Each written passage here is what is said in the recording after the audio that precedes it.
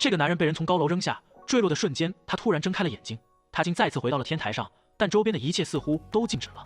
一个红衣女子出现在他身边，红衣女一挥手，男人过往的一生都在眼前浮现。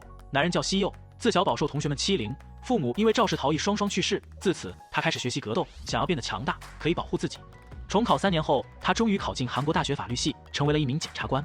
但因为心怀正义，惹怒了权力顶端的赵议员，不仅没能成功扳倒他，还反被杀害，丢了性命。西柚对此并不后悔，因为这就是他的工作，就算他受尽鞭打，也要让罪犯下地狱接受惩罚。红衣女决定再给西柚一次机会，让他这次慢慢准备，好让赵议员也见识一下在这个世界的地狱。告诫西柚不要再轻举妄动，要成为比恶魔更残忍的怪物，才能抓住恶魔。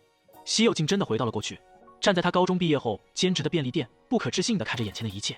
西柚冲进卫生间，看着镜子里那张帅气的脸庞，想到红衣女的话，讶异自己不仅死而复生，竟还回到了过去。西柚突然想到了什么，焦急地跑回家去，来到自己曾经的家。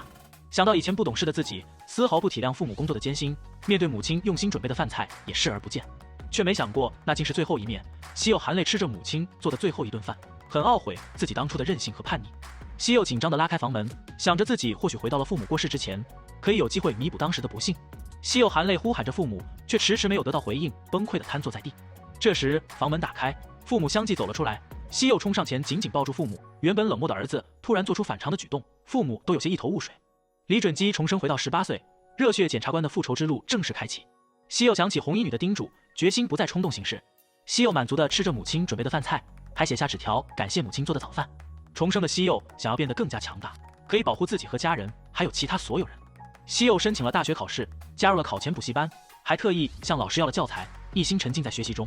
放学后，西柚遇见了下班回来的父母，这时一辆汽车急速朝他们驶去，西柚赶忙冲上前，却还是没能挽回悲剧。幸好这只是一场梦，惊魂未定的西柚想起明天就是父母遭遇事故的日子，决心这次一定要守护好家人。让父母明天休假就是最简单躲避事故的方法，但迫于生活的压力，父母并不愿意缺勤。西柚只好决定在工厂门口蹲守，到时再陪着父母一起回家。西柚那时成为检察官后，就调查了父母遇害的案件，当时明显是调查失误，就算现场没有监控，也有轮胎痕迹和车辆碎片，调查修车记录就可以筛查出可疑车辆，但却没有做过任何基础调查，案发时间也可能被篡改了。那个时间父母还在上夜班，应该正在工作中。西柚提前勘察现场，计划到时让父母靠绿化里面走，自己跟在他们身后，应该就可以预防事故发生。西柚在工厂门口等待着父母，原来那天机器突然故障，所以父母便提早下班了，这样一来案发时间就对上了。西柚看着手表上的时间紧张不已，眼见一辆汽车疾驰驶来，连忙将父母护在身后。西柚还在为躲过事故松了一口气时，汽车却再次朝他们冲过来，西柚立马推开父母，车子猛烈地撞上了储雪箱。看着眼前和那时如出一辙的画面，西柚担忧地呼喊着父母，很害怕自己又变成了一个人。不老男神李准基重生回到18岁，开启开挂人生。西柚费尽心思阻止事故，却还是没能改变历史。西柚悲痛欲绝，无助地呼喊着父母，不断懊悔自责没能挽回悲剧。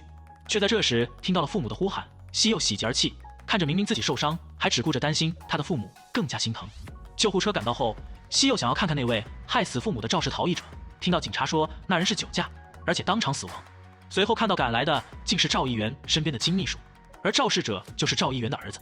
西柚想到那时男人还打算培养他成为下一届的政界明星，明知自己就是害死西柚父母的仇人，还厚颜无耻的坦然在他面前夸夸其谈。西柚清楚当时就是赵议员一手遮天，藏匿修改了肇事事故。警察找西柚做目击者陈述，西柚爸拦下他，让他和母亲先回去休息，由他去做陈述调查。西柚清楚历史更改，赵议员失去了儿子，肯定会变成更加冷酷疯狂的恶魔，但现在他为了家人也会变得更加强大，能与之抗衡。赵议员很感谢金部长守住了他儿子的名誉，他也会忘记悲痛，继续为国民工作。钟仪仗着自己父亲是警察署的署长，一直霸凌欺辱西柚，到现在也来挑衅嘲讽西柚。韩美出面解围，还让西柚加油考上大学。西柚这次的模拟考得了第1名，补习班的院长十分激动，将他调到了尖子班。背几下第1名宝座的瑰丽找到西柚，放出狠话，下次不会再让着他了。西柚没有生气，反而关心他的身体，让他按时吃饭，不要只吃这些东西。小混混不花钱就想拿烟，被西柚反怼，恼羞成怒，正要挥拳，被西柚轻松单手拦下。西柚3、2下就教训了他。一个男人突然从后面袭击西柚，被西柚一招制服，小混混们一拥而上，都被一一打倒在地。李准基超然星际高能来袭，正义检察官重生归来，打响复仇战役。西柚将自己要考大学的事正式告知了父母，得知儿子的目标是韩国大学的法学系，而且现在的成绩还是第1名。西柚爸不敢置信，以为儿子是作弊得来的成绩，叮嘱他作弊到这个程度可是犯罪啊。西柚哭笑不得，新闻播报赵议员将参选下一届党代表的政党大会。时间正照着他的记忆流逝，过去的事情都在真实的发生。西柚清楚，马上就到了要阻止命运的时刻。3个月后，西柚正在补习班的时候，突然停电了。西柚想到那天也是雷电交加，发生了停电，火速冲去了记忆中的地点，果真看到了晕倒的瑰丽。医院里，西柚看着苏醒的瑰丽，将药片都倒了出来，让她想睡就直接睡，不要再吃这些东西。瑰丽吃这个药物是为了减少睡眠时间，就可以有更多时间学习。因为很感激父母，所以想做得更好报答他们。西柚明白他的心情，也知道瑰丽是因为自己是养女，所以才不断给自己施加压力。瑰丽很震惊西柚是怎么知道这些的。西柚劝解他这样伤害自己的身体，并不是他养父母想看到的，不希望他再用错误的方式去报答。西柚回忆，一直名列前茅的瑰丽，却在高考时晕倒没能完成考试，因为过量服用了清醒剂，晕倒后发现的太晚，还留下了后遗症。后来听说瑰丽第2年去了韩国大学法学系，但他却从未在那听到过瑰丽的名字。西柚希望他今天改变了瑰丽的命运，他的未来也会有所不同。李准基重生开启开挂人生，英雄就没爽文来袭。西柚意外听到钟义打算用药品让韩美乖乖听话。西柚来到夜店，寻找着他们的踪迹，在包间看到了昏迷的韩美和满脸猥琐拍着照片的钟义。钟义拿起一个酒瓶砸向西柚，西柚淡定地将门关上，决定好好教训一下他们。西柚火力全开，几人毫无招架之力，钟义狼狈地爬出去，又被西柚扯着头发抓了回去，随后潇洒地背着韩美离开。韩美醒来后，西柚将钟义的手机交给他，韩美这才知道自己遭遇了什么。钟义仗着自己老爸的身份，恶人先告状，将韩美和西柚诬陷成了施暴者。钟义爸颠倒黑白，将自己儿子塑造成了委屈的受害者。这时金部长破门而入，他也是西柚未来的上司。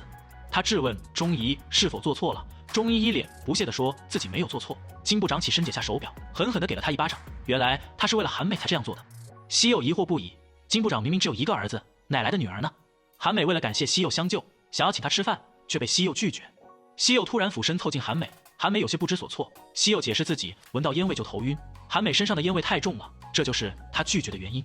瑰丽为了感谢西柚，将自己辛苦整理好的重点笔记送给了他，还耐心地教导西柚学习。韩美看着亲密的2人，醋意大发。很快迎来了高考，西柚听到父母为了他读大学准备贷款，打算靠自己的努力赚取学费。敏金老师给他推荐了一份兼职，原来他哥哥就是未来胜诉率极高的姜律师。西柚听到姜律师正要处理的案子是那个用了5年时间才胜诉的官司，早就知道答案的西柚开始收集资料，找到攻破点，帮助姜律师成为了业界的明星律师。姜律师为了感谢西柚，也给了他很高的报酬。美强惨代表男神李准基新剧来袭，重生后开启爽文模式，全程炸裂高能。西柚的努力没有白费，如愿以偿地考上了韩国大学的法学系。新生入学的西柚完美地解答了教授的问题，一下成为了学校的风云人物，也吸引了社牛明秀的注意。他主动走上前和西柚攀谈，还强行拉着他一起去喝咖啡。路上西柚就吓了差点被扫把打到的女孩。女孩经常来给弱势群体送便当，是因为老年痴呆的奶奶是犯病了才会大打出手的。韩国大学的迎新派对上，西柚一袭西装闪亮登场，遇到了未来赵议员的走狗姜振。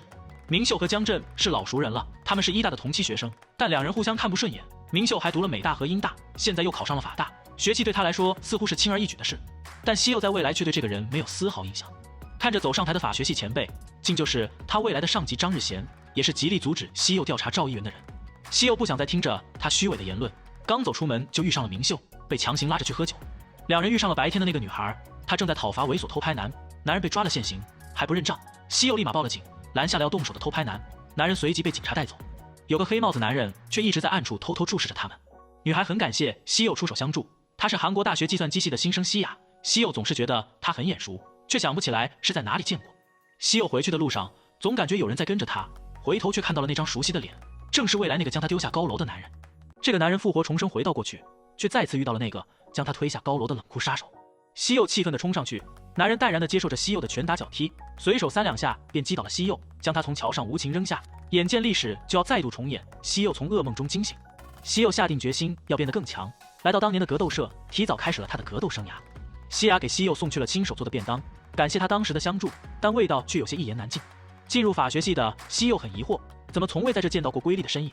西柚在医院找到瑰丽，才得知瑰丽养父公司破产，又中风瘫痪在床。如今他不仅要照顾养父，还要撑起生活的重担，所以才没办法上学了。但瑰丽并不抱怨这一切，反而坚强地面对困境。西柚这才明白当年瑰丽失踪的原因。西柚准备竞标房屋，筹集对付赵议员的资金，赎回瑰丽家的房子，但都被一位吴爷爷接连用半价成功标定了房屋。看来拍卖也是有诀窍的。之后，西柚为了他的复仇大计，不断训练体力，努力学习，想办法筹集资金，但拍卖会上得标的却始终都是那位吴爷爷。想不通的西柚经过一番实际考察后，也还是没能弄清楚缘由，只好主动向吴爷爷请教。吴爷爷只是让他好好看看地图。西柚终于发现了盲点，原来这些都是会在开发的土地，之后便会获得极大的利益。西柚虚心请求吴爷爷教教自己，吴爷爷给西柚一个任务，让他30分钟内说服现居住者搬出去，就同意将他留在身边。全韩国最帅的检察官意外重生，开启无敌开挂人生。时间马上就到了，吴爷爷正准备离开，没成想西柚竟真的完成了任务。现居住者丈夫偷偷借钱做生意还破产了，但他没有钱请律师，西柚承诺会免费帮他申诉，才成功说服了他。吴爷爷告诫西柚不动产生意很考验人性，西柚打算把坏事变成好事，努力坚守住正义和法律的底线。西柚不想出面，拜托江律师帮自己参加竞拍，听取吴爷爷的建议，成功拍得了瑰丽家的房子。西柚跟着吴爷爷去让现居住者搬家，看着可怜的母女俩，西柚心里很不好受。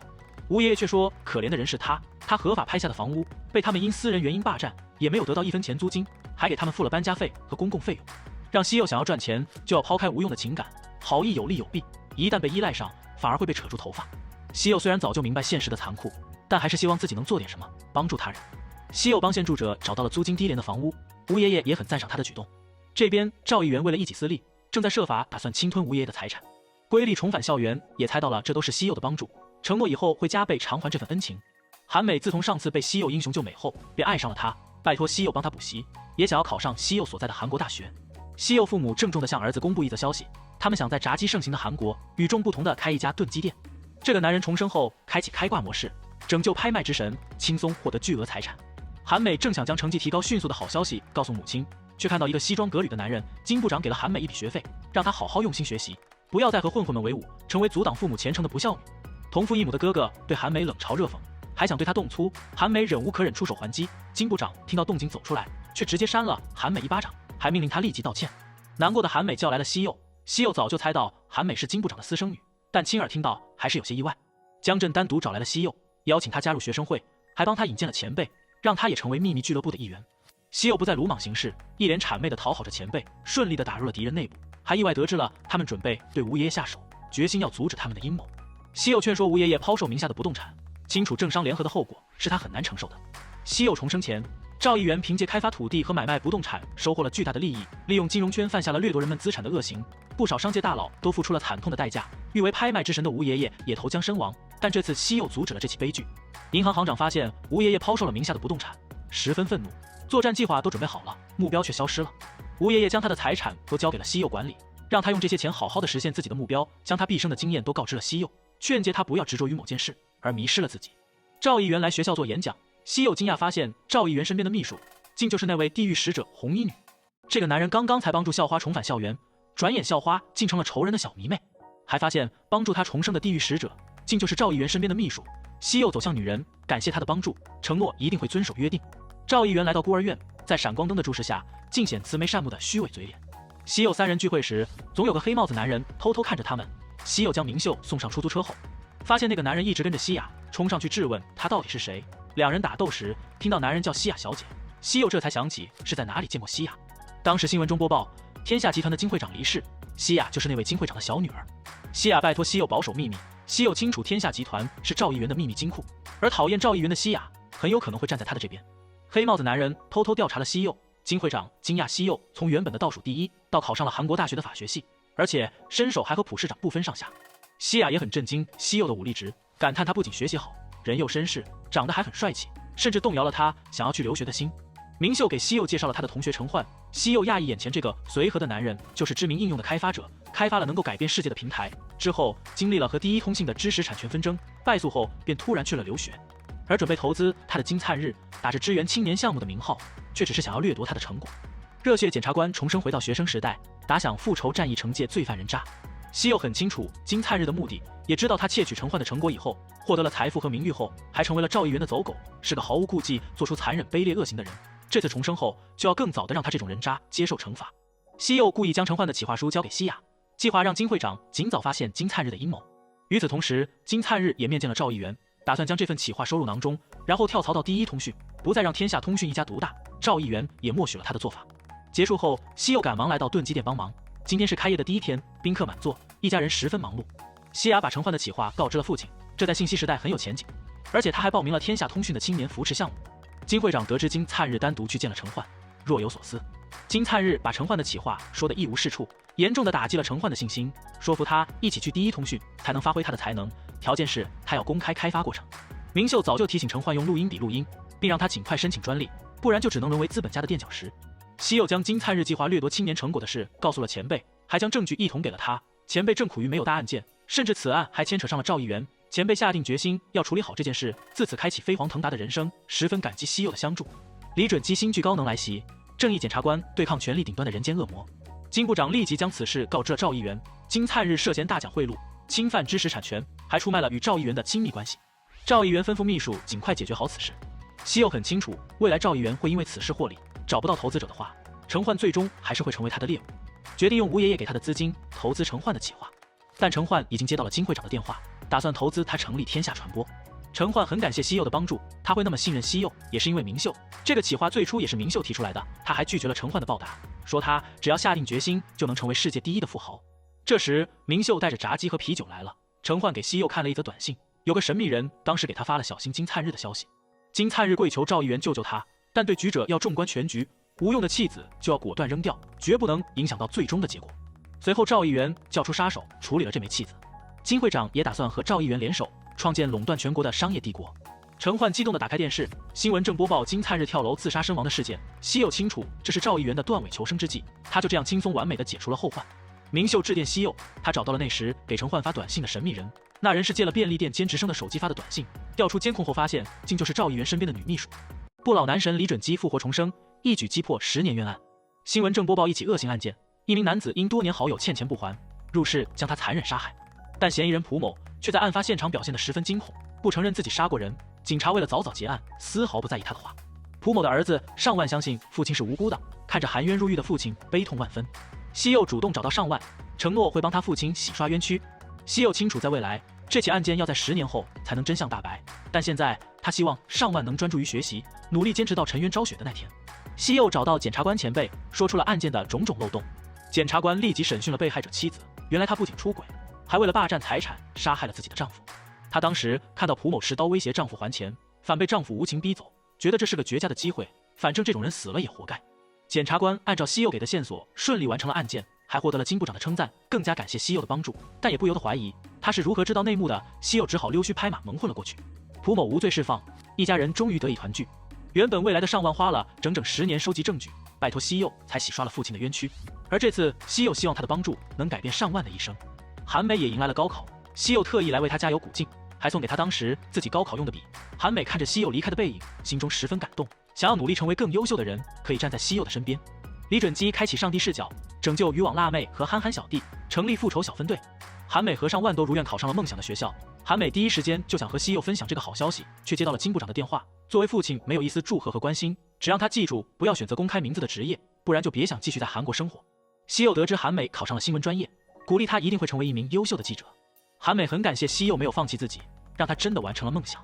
西柚回到店里，看着父母愁容满面，有点一头雾水，直到父亲拿出入伍通知书，西柚崩溃不已。那么可怕的军队生活，竟然还要再经历一次。瑰丽和明秀都很震惊，但入伍是不可避免的，也只好劝说西柚接受现实。西柚将这个消息告诉了吴爷爷，担心那笔资金空置2年太过可惜，打算先交回给吴爷爷管理。重生回到了学生时代，西柚救下了本该车祸离世的父母，还拯救了许多人的命运，更加坚定要改变未来，守护他珍视的人们。西雅早早就在西柚家门口等着，西雅也即将去留学，他挽上了西柚的胳膊，西柚有些不知所措，随后2人互相握手道别。时间一转眼来到了7年后，西柚成为了一名首席检察官，但作为研修院第1名的高材生，他却没有选择待在首尔，而是来到了这个落魄的江原检察厅。同僚向西柚介绍，虽然身为检察厅厅长，但却被地头蛇们压制，只能忍气吞声。毕竟在乡下，人脉比法律好使。西柚决定帮助厅长一起回到首尔，他清楚厅长是因为个性刚直才会被下放到这里，但不希望他继续埋没自己的能力。正义检察官不畏恶势力，只身闯入，以一敌百。西柚找到吴爷爷，上万也因为西柚的缘故，在吴爷爷身边学习和照顾他的生活起居。被西柚改变了人生轨迹的上万，也成为了一个开朗的少年，一心想要报答西柚，成为他的左膀右臂。2人伪装来到秘密赌场，进入一道道暗门后，终于来到了疯狂的赌场。西柚连连与胜利擦肩而过，霸气将剩下的钱都押上了。随后，小姐姐与老板一个眼神交流。正当要开奖的时候，西柚却根据小姐姐的微表情更换了号码，西柚却还是输掉了赌注，与小姐姐握手后便离开了。上万猜出西柚是故意输掉的，但想不明白他这样做的理由。热血检察官的工作不存在摸鱼，大冤种下属却要被逼疯了。小姐姐与西柚单独见面，介绍自己叫雅珍，也猜到西柚当时是故意输掉的。那时两人握手时，西柚偷偷塞给他一张纸条，说有话要对他说。西柚亮明身份，想要知道赌场老板的信息，随后向厅长请示增加警力协助。厅长担心行动太过危险，但西柚一意孤行。西柚只身来到赌场，一个电话，场内瞬间一片漆黑。西柚以一敌十，轻松击败了混混们。赌场里虽然人多势众，但对于武力值满分的西柚来说，根本不值一提。西柚根据雅珍提供的线索找到了密室，但一个男人的出现却让气氛紧张了起来。西柚来这里的目的就是为了他，想要将他也收入麾下。两人随即展开一番打斗。西柚清楚这个男人过几年就会成为全国第一拳手，但他要阻止他误入歧途。厅长来到现场，却二话不说就狠狠扇了西柚一个耳光。热血检察官只身扫荡赌场，却被上司狠狠扇了一耳光。重生之前，全厅长曾找到西柚，将他收集到的证据交给他，这其中就包括赵议员手下的贿赂清单。西柚追上全厅长致谢，承诺一定会让恶人受到惩罚。重生后的西柚将赌场一网打尽，反被全厅长打了一耳光，警告他不要再莽撞行事，没有什么比生命更重要。西柚审讯了雅珍的父亲，他因赌博欠债，竟卖了自己女儿还债，之后还不知悔改继续赌钱，但雅珍已经不在意了，因为看不到任何希望。雅珍爸很懊悔自己的行为，西柚让他放下一切，和女儿一起好好生活。赌博本就是非法行为，赌场被一网打尽，欠下的债务也就不存在了。上万找出了隐藏账簿，西柚让他立即去首尔，将资料交给成为了记者的韩美。随后审讯了幕后老大，质问他赌场消失的女人去了哪里。老大立马慌了，说绑架是贤仲负责的。贤仲失去了靠山，只好招供了，说接到命令绑架女人，并注射药品再卖给娱乐场所。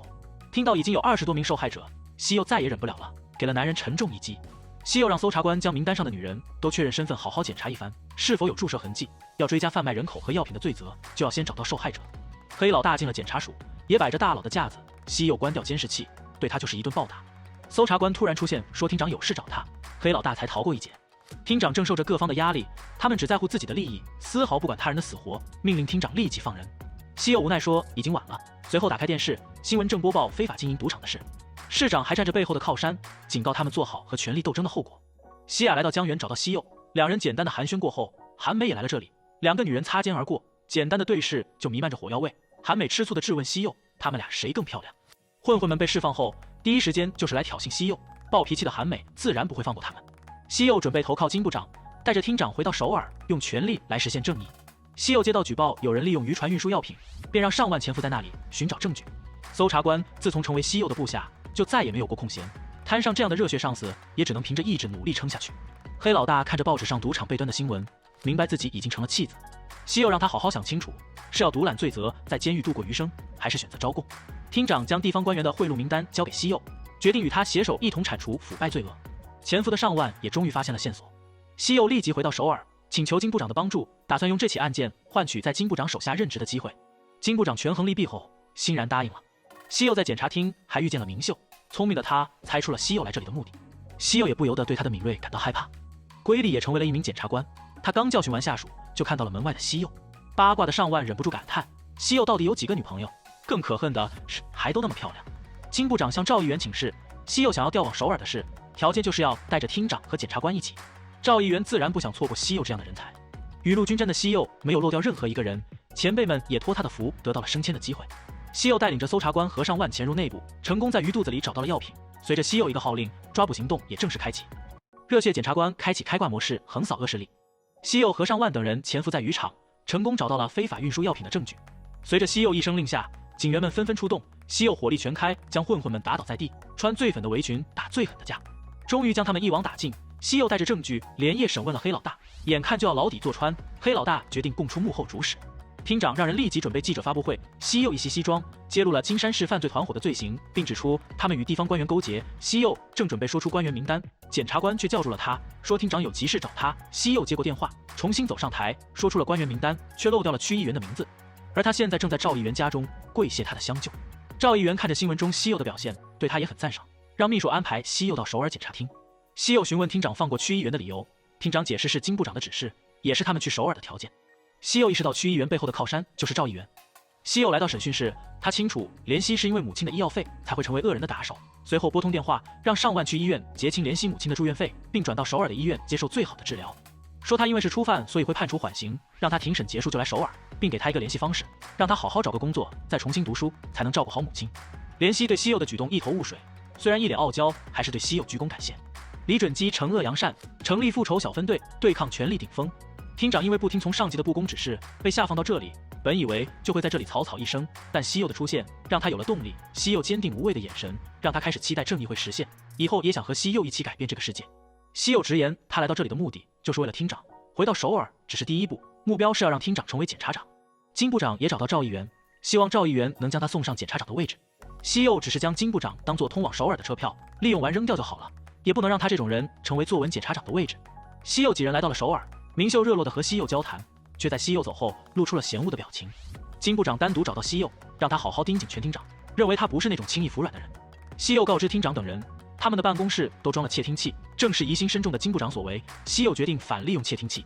西雅帮助父亲解决难题，面对父亲让他学习经营的事，西雅却并不愿意。他不想与哥哥们引起争端，只想和家人幸福的生活。西柚家的炖鸡店成了网红店，连西也在这里打工。身为记者的韩美前来做采访，西柚邀请他一起在这吃饭。吴爷爷、何尚万也来了这里，瑰丽和明秀相继到来，西柚的复仇小分队逐渐壮大。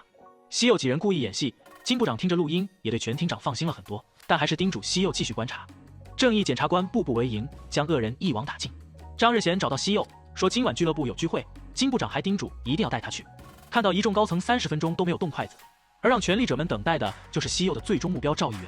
张日贤告知西柚，用餐结束后，赵议员会单独面见他，秘书带着西柚前往。赵议员抛出一连串问题，西柚都完美的回答了，赵议员也对西柚另眼相看。赵议员质问金部长为什么不重用西柚，金部长解释西柚太强势了，需要让他知道谁才是主人，等他摇尾巴的时候才能系上锁链。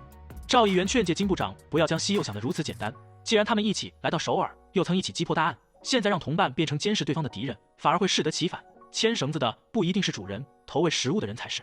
金部长也决定相信西柚，让他去张日贤的反腐败搜查部上班。金部长以为他抓好了绳索，又投喂了食物，只要做主人就可以了，却没成想自己才是那个猎物。未来人才论坛上，西柚吸引了演员赵宇儿的注意。两人交谈时，崔时镇突然跳出来横插一脚。西柚突然看到了程真美，之前西柚曾以财团洗钱的嫌疑逮了他，但这次西柚打算来个一箭双雕。西柚主动与他套近乎，带着他引荐给了张日贤，还顺势当了一把媒人，计划将两人一网打尽。医学生李朱熹杀害女友的案子漏洞百出，但张日贤却敷衍了事，因为都是要利用没有背景的李朱熹制造舆论，掩盖高层的新闻，就这样将一个善良的人变成了十恶不赦的杀人犯。李准基开启上帝视角，频频开挂高能爽剧来袭。女大学生被杀案闹得沸沸扬扬，舆论持续发酵，民众都在抗议要让恶人受到惩罚。李朱熹拼命喊冤，但张日贤依旧不为所动。西柚看着张日贤为了一己私欲拿无辜人的性命来献祭，决定提早抓捕张日贤的行动。随后找到韩美，让他曝光张日贤和程真美的恋情。张日贤还在沾沾自喜，金部长也恭喜他恋爱了。而西柚的目的就是将他推上舆论顶峰，这样就算他出事了，也没人能轻易保住他。之后再调查程真美的贪污漏税证据和张日贤罔顾冤案的事。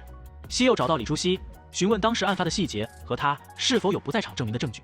这时明秀因为抓来了天下电子的会长，被张日贤和崔时镇一顿辱骂嘲讽。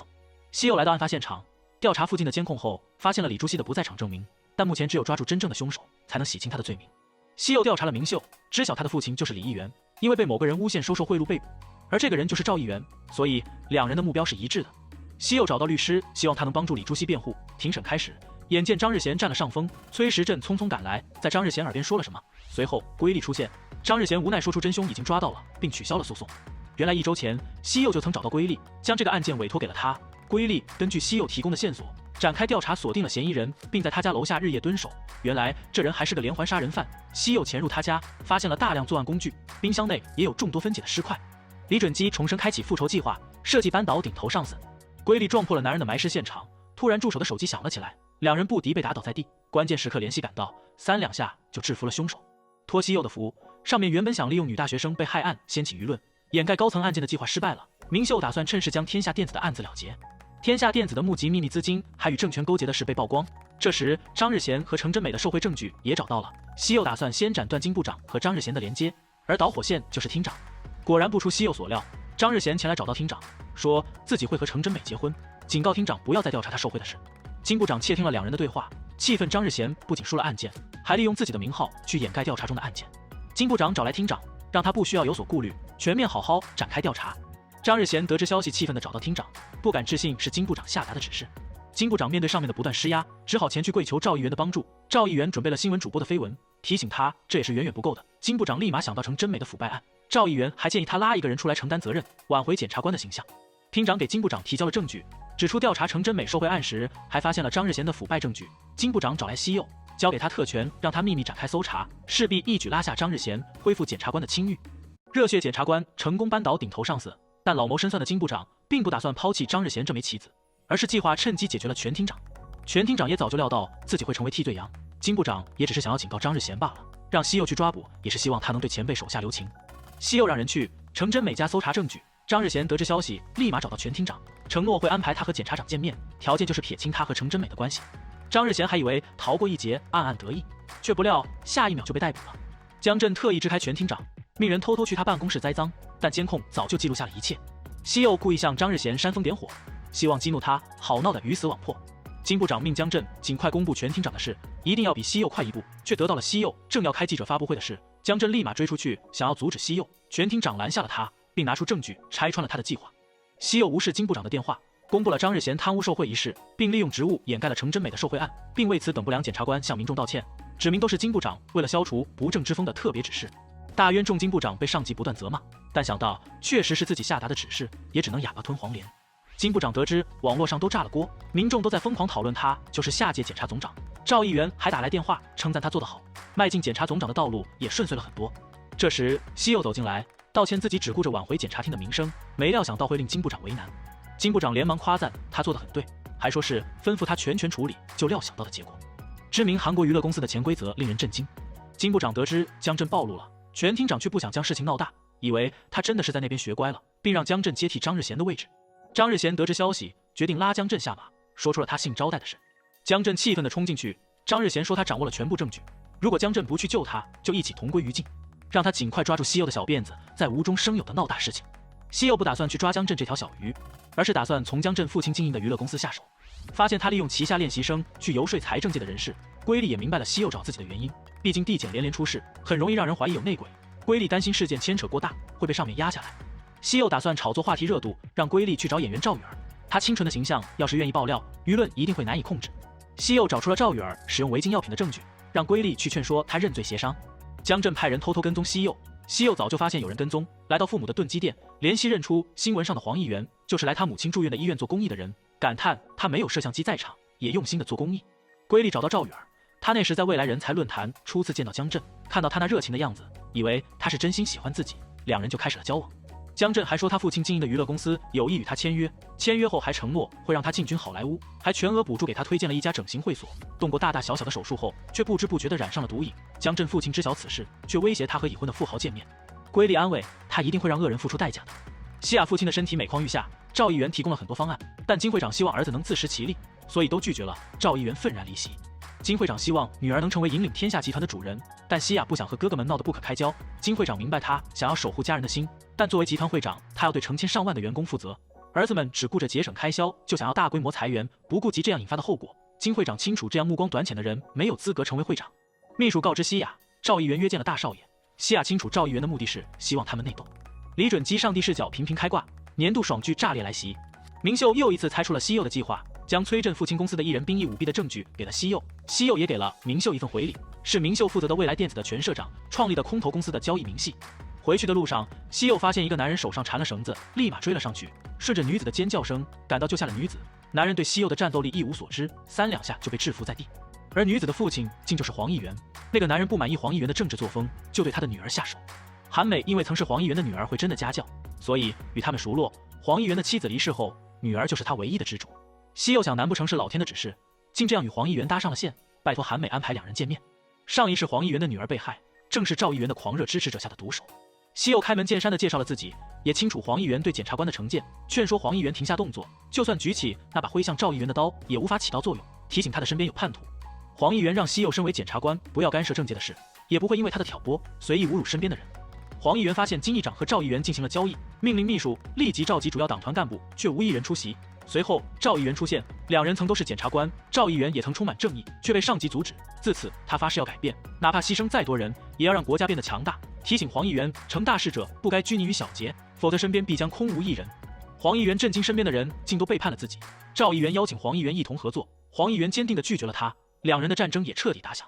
黄议员找来西柚，西柚直言他的主人只有法律，也只会遵循法律，承诺会帮助他抓住赵议员，将江振父亲腐败的证据给了他，希望他在国会上公布此事。虽然会掀起轩然，但也会让人们看见最后的希望。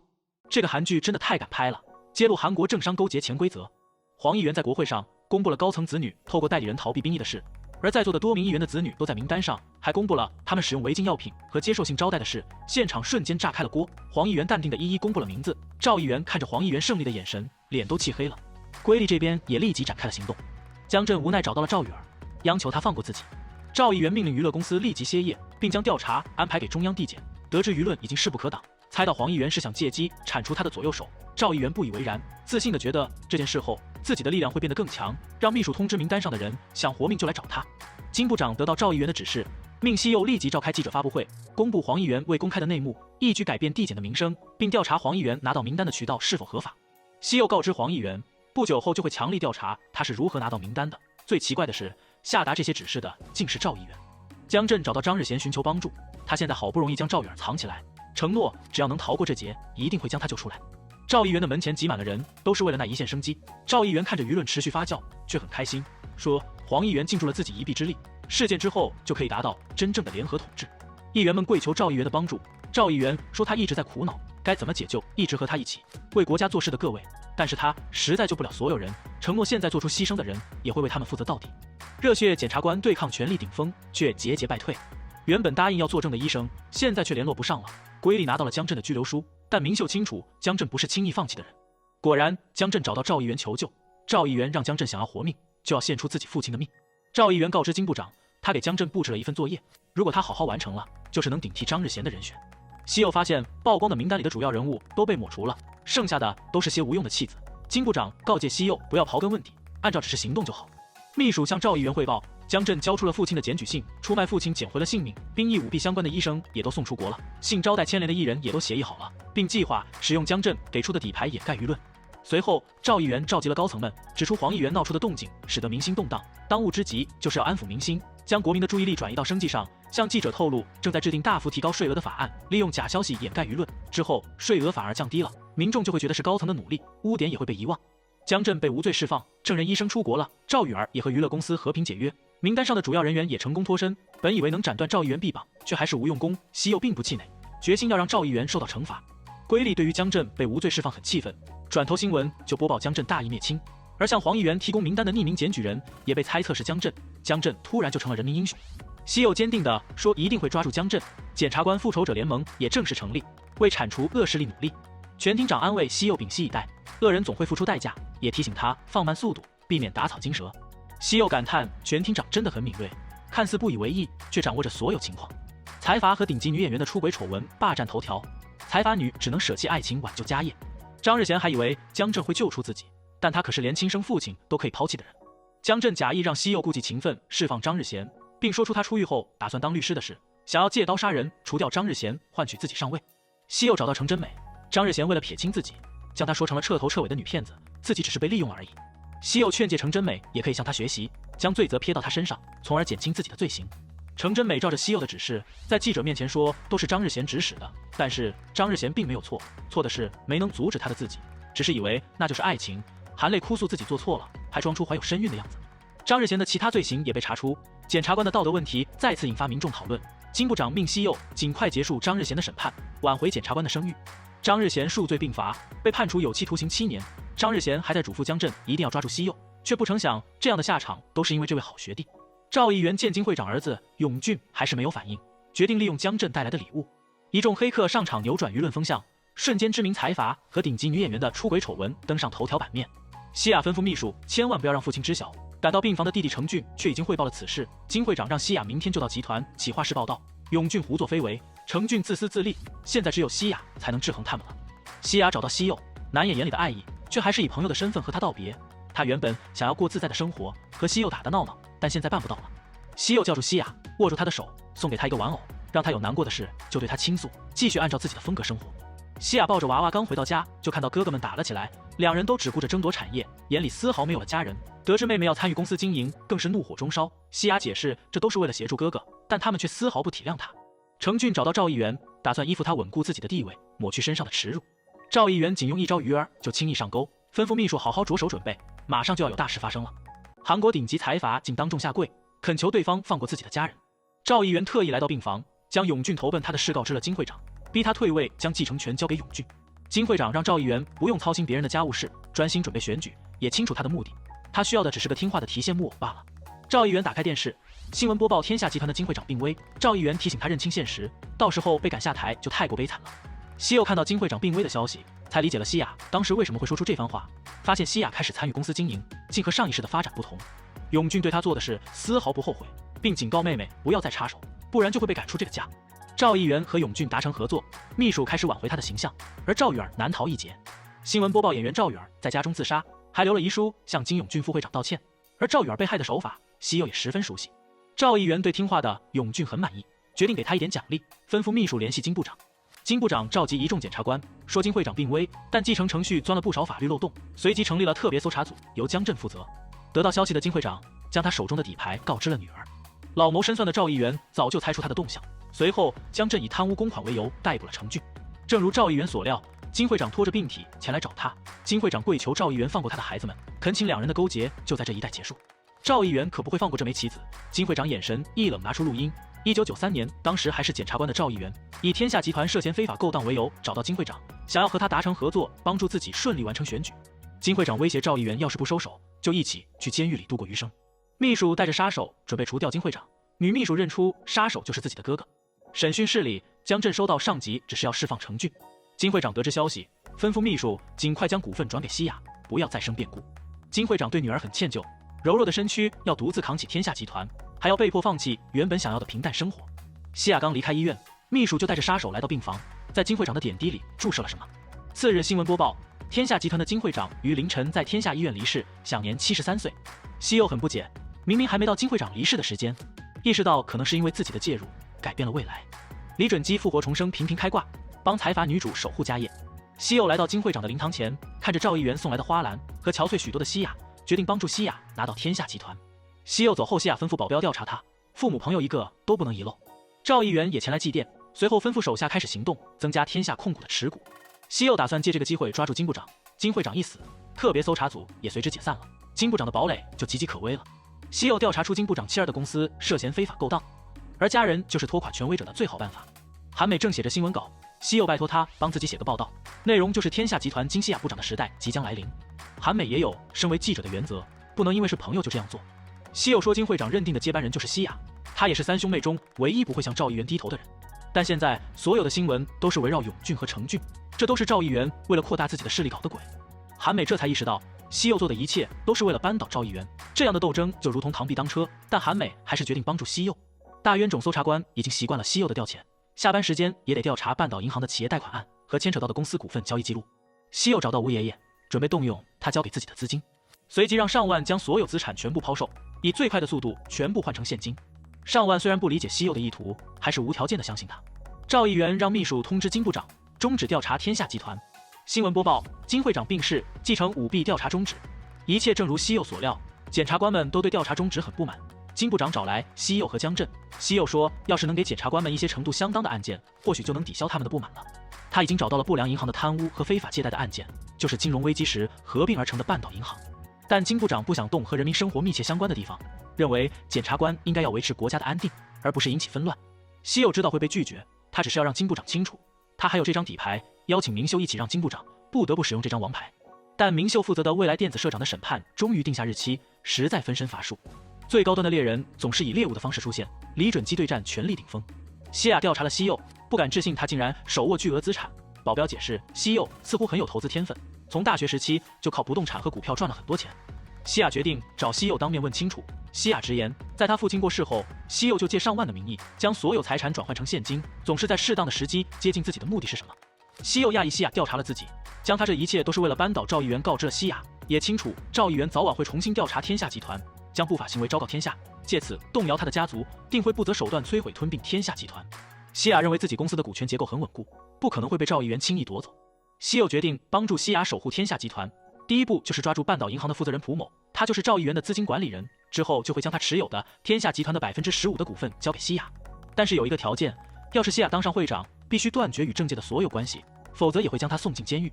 金部长请求赵议员允许他继续调查天下集团，赵议员不为所动。这时东部地检的检察长也来了，金部长气愤赵议员摇摆不定，只当他是条可以使唤的狗。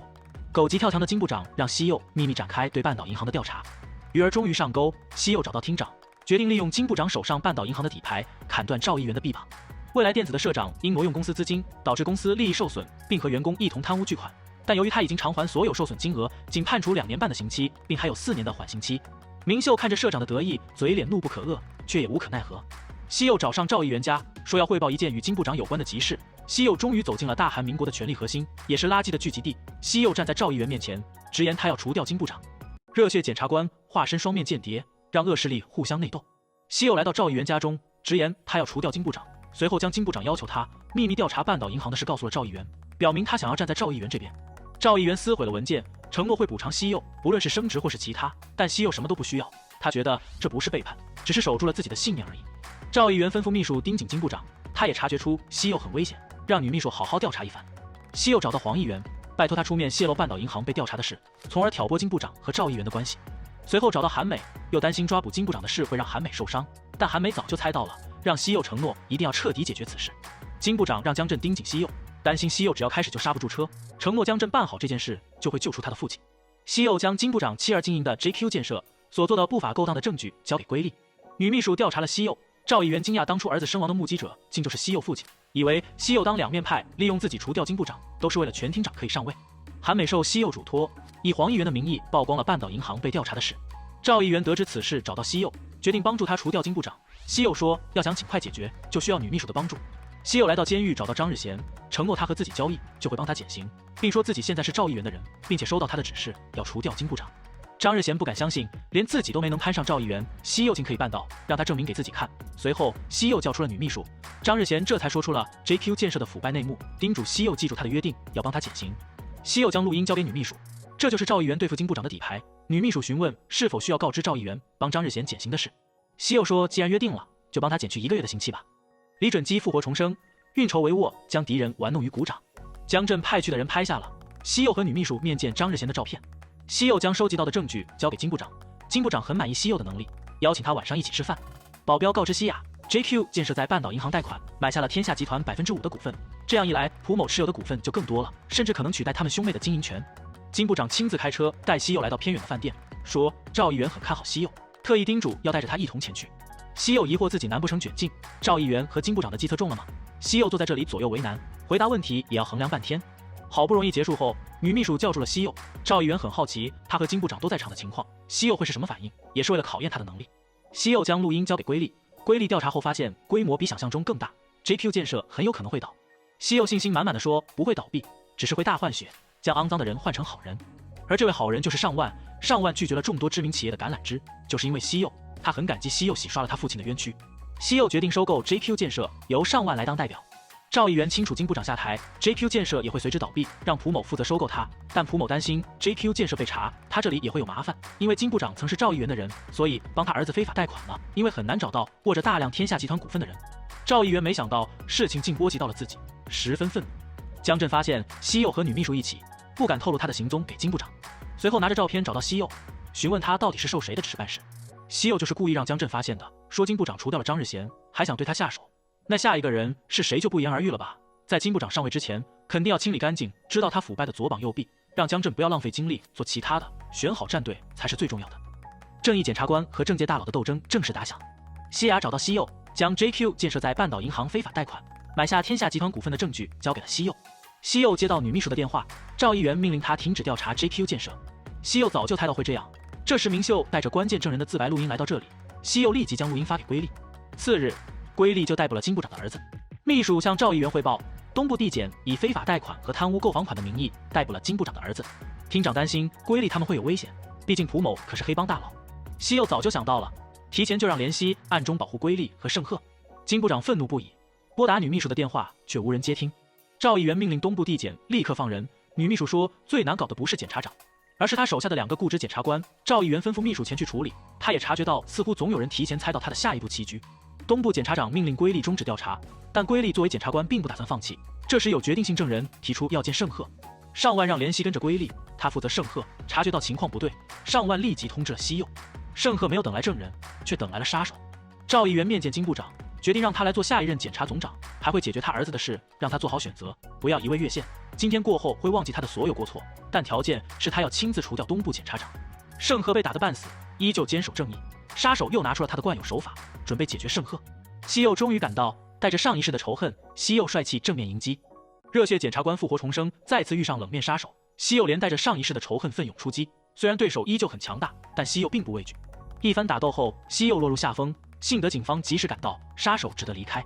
好在盛赫并无大碍，归立气愤的要调查凶手身份，被西柚拦下。支开其他人后，西柚希望两人能放弃调查，将金永日释放，并停止调查 JQ 建设。正义的检察官们并不愿意放弃，西柚耐心劝阻两人等待时机。金部长询问赵议员，他秘密调查半岛银行的事是否是西柚告密。赵议员说，西柚是个聪明人，有实力又有绝佳的判断力，但他身居高位，可不是能轻易摆布的人，哪怕一点风吹草动，他都能第一时间知晓。金部长的行动自然也不会例外。秘书告知赵议员行动失败，中途有人插手，随后警方也来了，正在确认周遭监控画面。这时，女秘书汇报西柚来访，西柚说自己刚刚打了一架，因为逮捕金永日的检察官是他的同期，本想去说服他们停止调查，却遇见了一个怪人，但好在已经说服了好友，会释放金永日并停止搜查。现在特意前来是要听取赵议员的意见。袭击检察官非同小可，本着检察官时刻怀疑的态度，势必要调查那个怪人，但又担心那人是议员的人，只好来寻求指示在行动。赵议员让西柚不要追查，但没有正面回答，只说自己这边会调查。狡猾的赵议员也并没有完全信任西柚。赵议员告知西柚，金部长会出任下届检察总长，问西柚和他的目标背道而驰，是否会有不满。西柚表示会完全信任赵议员的选择。女秘书汇报，金永日已被释放。赵议员询问他对西柚的看法，女秘书说西柚是有目标就一点要达成的人。赵议员对于所有来找他的人里最满意西柚，其他人都是来求他帮助，只有西柚是来解答的。但对于西柚总是不求回报，让他很不安心。让秘书去检方内部找一个有实力又特别的人来牵制西柚。不老男神李准基开启开挂人生，勇斗恶势力。金部长找来西柚，让他停止调查半岛银行，并让西柚负责调查东部地检的尹中基检察长。西柚将金部长儿子的非法贷款证据交给了黄议员，请求他煽动金主席曝光此事。但其实西柚的真正目标并不是金部长，而是金主席。这位金主席在上一世就被赵议员凄惨的铲除。黄议员将证据交给金主席，让他好好想清楚。赵议员已经内定金部长为检察总长，他的野心可远不止于此。赵议员找到金主席，提出他要过目大韩党的党内提名名单，认为两党应该联合统治，才能开启新的时代。这可不是商量，是威胁，被赵议员拿捏了把柄。金主席要是不做出反抗，就只能沦为傀儡。金主席气愤不已，拿着证据交给了东部地检，两人达成合作。西亚清楚，这都是赵议员为了拿捏他们兄妹的手段，他也不想再坐以待毙，想要效仿赵议员给他一点警告。西柚让上万可以联络金永日了，如今他手握那么多股份，只要一个电话，金永日就会跪着迎接他。上万告知西柚，最近有个大户疯狂买进股份，好不容易才查出那人叫朴忠赫。联系护送上万来到 JQ 建设，金永日连忙谄媚的和上万攀交情。上万向西柚汇报，金永日以他父亲会当上检察总长，不断说服他投资，便以股份为担保条件答应了投资。西柚正和全厅长商议，西柚计划利用金主席揭穿金部长的非法行为，但不相信政界人物的全厅长有一个更好的办法。女秘书向赵议员汇报，金主席拿到了 JQ 建设的非法证据，但还在搜查泄露途径，调查了东部地检的检察官和西柚，确定他们没有与金主席接触过。目前最可疑的是尹中基，可能是对检察总长内定表达不满。赵议员让金部长调查金主席的舞弊证据，等待时机再公布。金部长将这项任务又交给了西柚，一切都在朝着西柚的计划行进。西柚希望黄议员能坐上大韩党主席之位，而他会帮助赵议员铲除金主席，再让黄议员能坐上与赵议员抗衡的位置。检察厅长为了守住权力宝座，不惜大义灭亲。上万发现朴忠赫的 IP 地址竟在天下集团，西柚找到西亚，原来朴忠赫就是西亚身边的朴秘书。西柚担心被赵议员发现，西亚会有危险。西亚并不在意，既然战争已经打响，哪怕流血受伤，只要能将对方踩在脚底就值得。西亚希望能和上万合作，一起吃下 JQ 建设。对于金主姐姐的邀约，上万激动不已。金主席找到黄议员，他会假意对赵议员唯命是从，而黄议员在赵议员松懈之时就揭露这起案件。金部长任命检察总长的听证会开始，而另一边全厅长就当着记者们的面公布了金部长儿子的所有非法行为的证据。韩美也丝毫不留情面，大义灭亲。黄议员收到消息，让大家立即确认速报，众人才知道 JQ 建设舞弊行为被证实了。全厅长决定一人担下所有责任，牺牲自己换取大家的机会。金部长向赵议员求救，但事件影响过大，赵议员只能让金部长请辞。金部长决定将儿子持有的天下集团股份交给赵议员，希望他能用在对国家有益的事务上。赵议员随即吩咐女秘书公布金主席舞弊证据，让金部长抓捕金主席，来将功赎罪，掩盖罪行。但这也是杯水车薪，有个前车之鉴就很好参照。江震抛弃父亲，换取自己活命，而金部长要想存活，也只能亲手逮捕自己的儿子。他会负责扭转舆论风向，并叮嘱金部长暂时不要动全厅长，等风波平息后再下手。金部长让西柚前去抓捕金永日，而金主席还在责怪黄议员没有曝光半岛银行。黄议员也不是傻子，自己去当出头鸟，要是成功得意的就是金主席，失败担罪责的只有自己。这时秘书汇报，金主席被曝舞弊受贿，而尹中基早已置身事外。他早就猜到，不论是黄议员还是全厅长，都不会去爆出半岛银行。西柚逮捕了金永日，金部长也大义灭亲，向民众致歉管教失职之罪。明秀来到了赵议员家，随后前去拘捕了未来电子的全社长。有了权力的加持，一切都好办很多。金部长向赵议员致歉，承诺会马上释放全社长，但赵议员却让他依法处理。明秀本想就这样享乐过活，但遇见西柚后，他便想要与他一较高下。告知西柚他加入了赵议员的阵营，也清楚诬陷自己父亲的人就是他，但当时身为检察官的赵议员只是尽了自己的职责罢了。西柚说，难道等帮助自己将金部长拉下台后，两人就是敌人了吗？两个加起来1600个心眼的人，到底还在预谋着什么呢？李准基利用前世记忆，一步步将政界大佬逼上绝路。秘书找上明秀，邀约他加入赵议员麾下，希望能以此牵制西柚。赵议员再次问出了那个问题：国会议员和检察官是怎样的关系？明秀答是狗屎般的关系，互相利用、互相联合权力的关系。而这种关系的形成和赵议员脱不了关系。赵议员询问明秀是否要加入，哪怕要做他不愿意做的事，还有是否能牵制住西柚。明秀说可以，就算要抓住他也办得到，但有一个条件，就是要让全社长受到惩罚。赵议员清楚他这是为父报仇，因为全社长让他父亲平白担了污名，导致他父亲在精神病院度过了余生。他自己也一直生活在仇恨中，只有消除了怨恨，才能展望未来。而且能代替全社长的人有很多，但能牵制住西柚的人只有他一个。西柚知晓了来龙去脉，对于难以捉摸的明秀，还是不由得不安。明秀让他先定下心来，尽快抓住金部长。他发现金部长的妻子有些问题，秘书向金部长传达他检察总长定下来的事，并让他做好准备。第一件翻身仗就是搜查天下集团的西亚。全厅长也猜到金部长不会轻易被拉下马，而他这个妨碍了金部长升职大计的人，下场也可想而知了。西柚说，事情不会这样发展，他已经掌握了更难以逃脱的证据。这时黄议员正向记者们公布金部长参选检察总长涉嫌贿赂的证据。曾经轰动全国的金山市药品和人贩案，唯一脱身的相关人员实名举报了利用权势包庇的幕后主使就是金部长。东部地检检察官归利也公布了金部长妻子涉嫌非法恶意逃税，使用各种手段洗钱逃税。自然这些证据都是西柚收集提供的。赵议员也预感到不妙，察觉到对方的目标似乎并不是金部长。全程烧脑高能反转，热血检察官如何绝处逢生。上万将股份都转让给西亚了，西亚让秘书公布前，让蒲某提前知晓他收购了 JQ 建设的股份。女秘书向赵议员汇报，金永日将天下集团的股份都担保了，而担保人上万将股份都对外担保了，收购者就是西亚。这时金部长再度前来求救，承诺只要5天时间就会抓住自己妻子和西亚。这女秘书收到紧急消息，打开电视新闻播报，韩美公开了自己是金部长私生女的事，自己母亲一直默默支持金部长考上检察官，但金部长却无抛弃了她，还勒令韩美隐瞒生父生活。这也是西柚的最后一张底牌，儿子犯法，妻子腐败，又跑出一个私生女。金部长意识到自己再难翻身，刚要跪下求饶，被赵议员大声喝止，随后吩咐女秘书让西柚立即逮捕金部长。西柚当众逮捕了金部长。审讯室内，西柚见金部长一言不发，将监控关掉，拿出了全厅长的录音。当时他发现了金部长妻子洗钱，但被金部长以权力掩盖。西柚询问他是否要供出幕后的人，金部长也明白西柚是收到指示才来逮捕自己。西柚说韩美是自己的好友，做出这个决定他也很痛苦，希望金部长能理解他。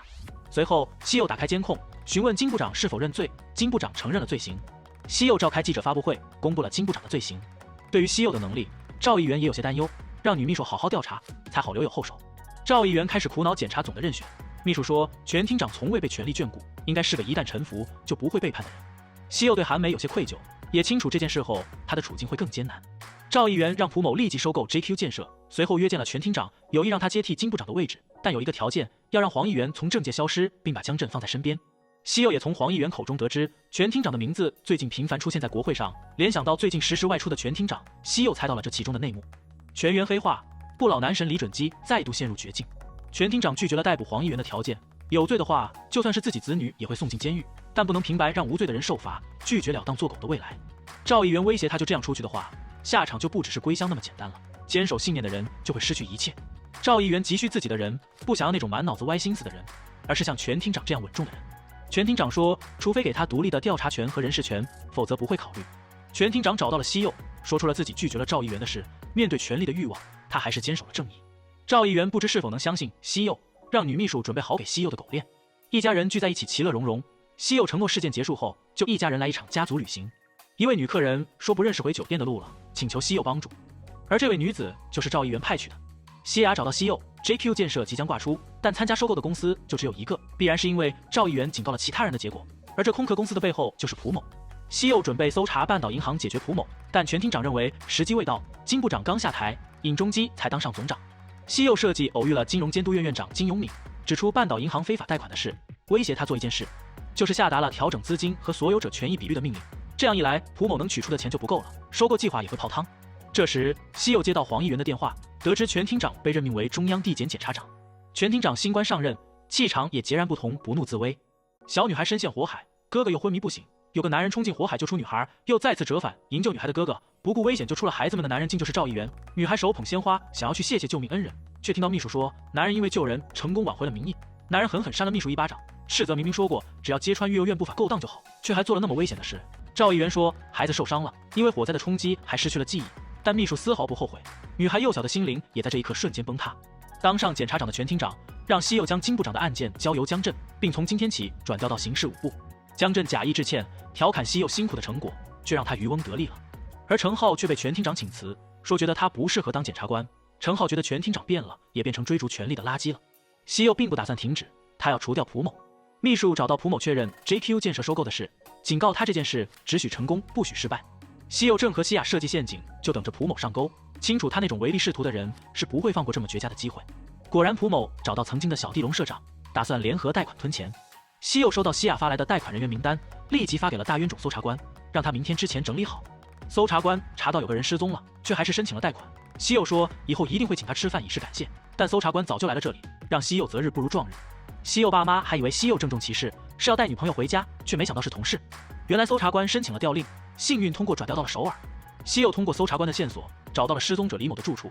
原来他因为孩子心脏病手术费借了高利贷，之后一直饱受追债折磨，但有一天丈夫却说债都还清了，让他放心，说是新公司预支借给了他。1周后丈夫却消失了，怎么也联络不上。这时同事们找到了李某的踪迹，原来他被监禁在所谓的公司做着电话诈骗。李准基化身热血检察官，勇闯非法组织，几人立即赶往诈骗公司，准备带走社长和李某。西柚还找来了帮手联系，混混们还不知死活的要开打。在社长震惊的眼神中，西柚和怜惜2个人就轻易的打倒了一片。西柚说明天他就会登上新闻版面，内容就是有位父亲为了孩子的医药费借了高利贷，之后被他绑架监禁施暴的事。社长有靠山蒲某并不畏惧，西柚提醒他不要小看网友的力量，罪犯老爸登上新闻，他女儿的生活也不会再平静了吧，让他招供蒲某犯下的所有罪行，并说他也不是忠诚的人，不然也不会背着蒲某私吞钱财，也了解他们这种人一定留有后手，早就准备了可以威胁蒲某的东西。社长崩溃不已，按照西柚的指示拨通了蒲某的电话，说已经通过了天下寿险的贷款，钱明天就能拿到。这时全厅长来到这里，让西柚将这个人交给他。原来全厅长并不是叛变，而是想自己承担一切，也知道搜查官一直默默帮助西柚，才将他调到了首尔，清楚西柚的最终目标是赵议员，让他隐藏好爪牙，而他会抓住蒲某。这时新闻播报，经营非法放贷及电话诈骗的集团被捕，对无法偿还债务的人施暴拘禁，而半岛银行的蒲某也与本案有关。赵议员怒不可遏，秘书汇报联络不上蒲某。全厅长也得知了蒲某失踪的消息，西柚猜到了他的藏身之所，立即赶往那边，并向全厅长请求支援。在上一世，蒲某躲在自己的藏身之处，最终还是被发现沉尸于此。要是这次他还躲在那里，也定难逃赵议员魔爪。女秘书汇报找到了蒲某的所在地，杀手和秘书立即赶去了那里。蒲某正在拜托人家找一具和他长得像的尸体，想要假死逃出国。西柚抢先一步找到他，带他躲了起来。门外的小弟就要被杀手解决，这时警铃声响起，杀手只好先离开。正义检察官陷入困境，如何绝处逢生？赵议员命令全厅长释放蒲某，但全厅长不愿妥协。赵议员提醒他做检察长要懂得变通，要给自己留有后路。看着全厅长一副怎么也不退让的样子，无奈让他离开。得知负责此案的是程浩检察官，让秘书换成西柚，正好也可以测试西柚到底是哪边的人。而全厅长也不适合这个位置了，让秘书联络尹中基。女秘书告知西柚负责人换成了他，并说赵议员让他立即释放蒲某。蒲某感谢西柚的救命之恩，也清楚昨天的人不是简单角色，如若不是西柚，他必难逃一劫。西柚说他会去救他，为的是要他活着接受惩罚。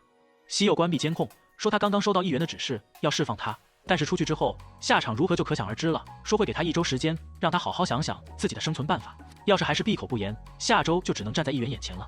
尹中基当上了检察总长，春风得意神清气爽，赵议员觉得自己下错了棋，想要换掉全厅长。尹中基提醒他，刚刚才出了新闻，现在换人可能会引起猜测，承诺会用蒲某的个人贪污案解决此事，再慢慢架空检察长的权力，让他变成一只纸老虎。手下的人都劝说全厅长妥协一次，但全厅长执意奋战到底，也理解他们的畏惧。全厅长早就料到这个结果，他最擅长的就是沉住气等待时机，让西柚不必担心，在西柚努力奋战的时候，他会坚守住这个位置，成为他的后盾。韩国最帅检察官遇上美人计，明秀知道西柚深陷困境，邀约他一起喝一杯。明秀接电话离开时，那个女人看准时机走上前，假装是偶遇感谢西柚上次相助。西柚也察觉出什么，主动找女人搭话，女人还以为自己真的魅力十足，不料西柚早就看穿了她。在上一世，交际花誓言在饭店跳楼身亡，盛赫十分气愤，就差一点就能将赵议员这个恶魔送进监狱。而后强行接近赵议员的盛赫也被设计成了车祸身亡，西柚对此十分自责懊悔不已，也清楚赵议员是想将他变成拴住自己的狗链，拿出女人贩卖军火的证据，这也足够让他牢底坐穿了。西柚决定将计就计，让女人想清楚要站在哪一边，选自己就能逃过一劫，选赵议员就只能牢里蹲了。让他告知赵议员计划成功，西柚已经上钩了。女人丝毫不畏惧，觉得要是他将西柚的话告知赵议员，结果或许就不同了，而他的非法行径赵议员都有能力帮他阻挡。西柚让他认清自己的位置，赵议员并不会为了他做这些，他对于赵议员来说不过是个一次性用品罢了。他也清楚他卖军用直升机只是幌子，真正卖的是让电子设备失灵的新型非核电磁脉冲弹，警告他继续和赵议员为伍，等待他的就只有死亡。拿出他瞒着赵议员接触的国内武器交易商的照片，现在他只有选择自己才能安全。两人顺利达成交易。次日，女人拿着录音交给秘书，说西柚为了得到他的心，把他能用得上的人脉联络方式都双手奉上了，他都将对话录了下来。西柚还答应会在他前往美国的那天将资料都交给他。赵议员还以为西柚真的中了美人计，这时秘书汇报 PSM 投资的上万代表成了 JQ 建设的新代表。明秀猜到上万当上 JQ 建设代表都是西柚的计策，西柚说这只是开始，让明秀好好期待他的成果。西亚告知西柚，赵议员在调查上万的背景，叮嘱西柚小心行事，毕竟对方是老谋深算的赵议员。李准基正面硬刚政界大佬，憨憨小弟上万惨遭毒手了。西柚告知上万，赵议员很有可能会联络他，叮嘱他千万不要接电话，也不要赴约，不到万不得已不要出门，就算出门也要带上联系。赵议员让秘书约见上万，警告他可以拒绝，但是不能保证拒绝的后果。上万明知危险，还是决定赴约，叮嘱联系不要告知西柚，但西柚早就猜到上万会去赴约，叮嘱他一定不要去。赵议员准备面见上万，来人却是西柚，直言在背后指使上万的人就是自己，让赵议员不要牵扯到无辜的上万，就和自己谈就好，说他至今所犯下的所有罪行都会由自己来惩罚。赵议员依旧是那副他做的一切都不是为了自己，而是为了公民们的样子。西柚受不了他虚假的模样，赵议员决定给他最后一次机会，只要他跪下认错赔罪，就可以原谅他。西柚说他没有赵议员的度量，就算赵议员下跪悔过，他也绝不会饶过他，一定会让他接受法律的制裁。赵议员提醒西柚，攻击对方最脆弱的痛处就是政界的争斗，要是他真的珍惜上万，就不该来这里。西柚意识到不妙，拨打上万的电话已是无人接听，而联系说上万刚出去买晚餐了。此时天台上，上万正独自面对杀手和秘书，秘书说他们这样做就是为了让西柚体会到被信任之人背叛的痛苦，只要上万揭露西柚的丑闻就行，还可以给他金钱和权力。看着上万不为所动，杀手将上万拎起，背靠在天台边，秘书让上万做好决定，是要活命还是去死。上万说的确没有人比他更了解西柚，让他们一定要遵守约定，给他金钱和权力。上万询问他可以当作是和赵议员做了这个约定吗？起码要知道是谁派来的人才能相信他们吧。秘书察觉到不对，杀手从上万的口袋里搜出了正在录音的手机，恼羞成怒的秘书让杀手将上万扔下了高台。李准基孤立无援，绝地反击。手术室外，西柚和怜惜焦虑万分，西柚充满自责和懊悔，医生无奈的摇头，西柚心如死灰看着躺在病床上的上万，医生说他不知何时才能恢复意识，也可能再也醒不过来。西柚努力让自己冷静下来，仇恨的火焰冉冉升起。赵议员清楚西柚不会就此罢休，让秘书调查他的通话记录，查清楚他的人际关系。西柚刚到检察厅，就看到程浩和搜查官被调往金山分厅的公告，而韩美也突然被派往日本做特派员。搜查官和程浩并没有抱怨，反而鼓励西柚不要放弃，一定要赢。盛赫也被调往了江原道，而龟力被调往金山，西柚彻底孤立无援，但又什么也做不了。这种无力感就是赵议员要让他清楚的。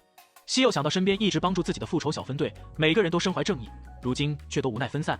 黄议员的亲信也都被检方和媒体猛烈攻击，还有人传言只要和他一起就会被赵议员击垮。虽然早已猜到结果，也没想到真的会孤身一人。西柚面对现在的状况也有些后悔，如果不是他执意要抓住赵议员，或许就不会有人受伤有人死亡，但时间无法倒流，他一定要让赵议员见识到何为地狱，拜托黄议员再帮他做一件事。赵议员说西柚说要让他蹲监狱，问明秀是否能除掉西柚。明秀回答可以，但是要让赵议员帮助他踏上和他父亲一样的路，要加入政界，恢复父亲的名誉。赵议员说，西柚就是他踏上政界的门牌，让他务必要除掉他。结局将会是怎样？加个关注，明天我们见分晓。热血检察官不畏权势，绝地反击。西柚将上万准备收购 JQ 建设的合约交给西亚，希望他用这个成为会长，守护天下集团。赵议员得知西亚要收购 JQ 建设，猜到了是西柚的手笔，让秘书叫来了尹中基。随后，西柚就收到要去美国研习的调令。西柚决定在那之前斩断赵议员的右手。西柚将金秘书叫到天台，他还嚣张地让西柚认清现实，就凭他一个小小检察官，什么也改变不了。西柚早就做好了不做检察官的觉悟，就算铲除不了赵议员，但做了那么多事，总要有所收获吧。随后指向背后的大荧幕，新闻正播报金某非法买卖军火的事。原来那时西柚就设局拍下了证据，这样的天文数字就足以激起民愤了，更何况还证据确凿。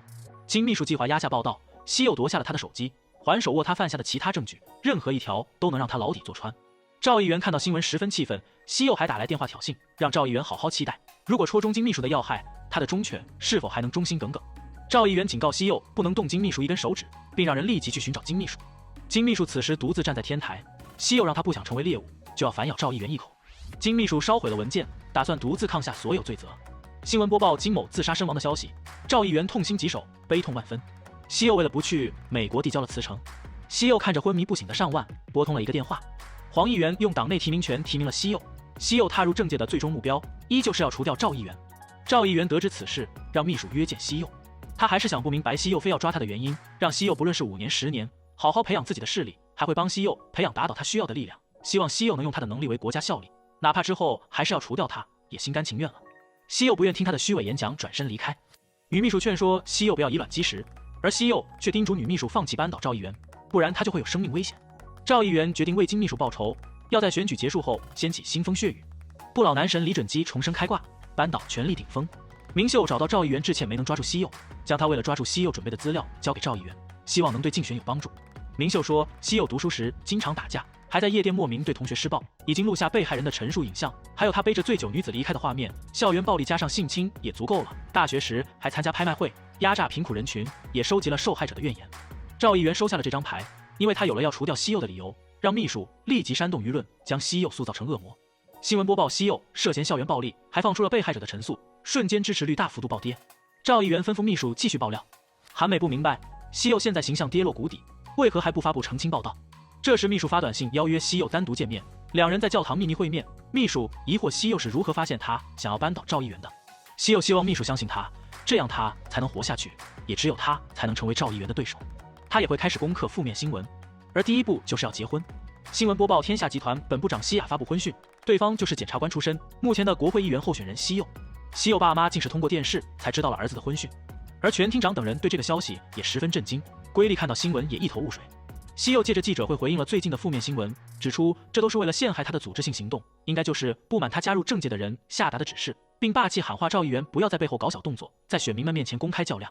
西柚与赵议员进行公开辩论，西柚公开了蒲某的举报视频，指出半岛银行腐败的背后都是赵议员指使，而西柚踏上政坛只有一个目的，就是要终结肮脏腐败的政治权利。随后拿出金秘书的手机，里面都是赵议员犯下的罪证。赵议员公开了金秘书生前和西柚打斗的画面，质问西柚到底做了什么，逼迫无辜的人自杀。赵议员刚走出演播厅，就发现秘书竟要公开举报自己，而节目能顺利进行，也是西亚在背后撑腰。秘书指出，赵议员为达目的不择手段，不惜牺牲人命，还公布了赵议员的录音文件，非法筹集政治资金，控制检方，操控舆论的罪行。赵议员不慌不忙，让民众等待真相大白的一天。李准基复活众生，迎娶白富美，政界大佬落寞下场，是结束还是新的开始？西柚派联系救走了秘书，杀手尾随步步紧逼。赵议员看着舆论持续恶化，面色凝重。联系被打得节节败退，杀手正要对秘书下手，西柚终于赶到，两人联手对抗杀手，一番恶战后终于击败了他。秘书请求西柚放过他，虽然失去了记忆，但还是他的哥哥。杀手被逮捕，秘书打算自首承担罪责，赵议员也成了孤家寡人。新闻播报赵议员下落不明，尹中基也被捕下台。秘书虽然身处监狱，却很自在开心。西柚承诺会在他刑期结束后，让他过上想要的人生。原来明秀也不是真的叛变，而是默默在背后帮助西柚。新闻播报在海边发现了疑似赵议员的尸体，明秀也确认了 DNA 真的是他。病房内，西柚惊喜地发现上万的手只动了一下。西柚向众人公布了和西亚的婚事暂缓的消息，两人公布婚讯后才开始交往，还需要相互了解的时间，还为了弥补还给大家准备了巴厘岛旅行。一个男人正在清洗手上的血迹，然后做作地喷上香水，就让手下处理掉现场。这个男人将西柚抓到的人都释放了，而幕后主导就是千会长。他召集众人就是要复活赵议员的秘密组织，但他对权力毫不在意，唯一的目的就是要打造任何人无法撼动的完美集团。西柚也清楚人渣总会出现，但没有正义的国家迟早会走向灭亡。在此，我的人生到此就结束了，下部剧我们不见不散。